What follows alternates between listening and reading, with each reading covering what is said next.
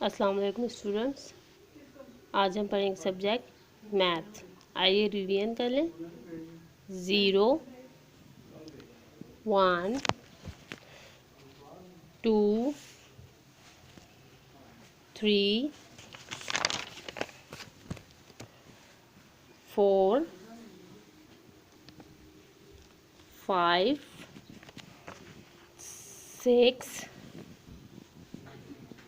7 8। आज हम पढ़ेंगे 9। क्या है ये? 9। 9 इस तरह से हम डॉट्स पे हाथ फेरेंगे।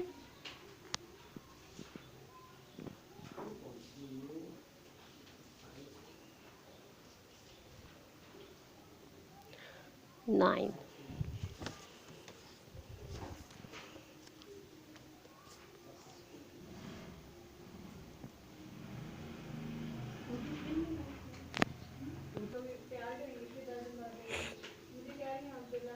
नाइन।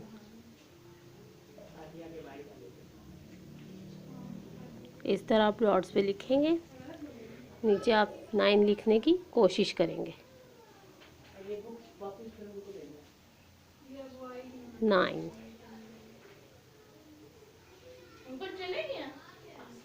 9। ये आपका आज का क्लास वर्क है। आपने ये बुक पे ये लिखना है। मैथ की नीट कॉपी पे आपने इस तरह से होमवर्क करना है। HW डेट इस तरह से 1 2 3 4 5 6 7 8 9।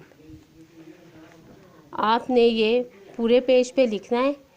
यही आज का आपका लेसन है।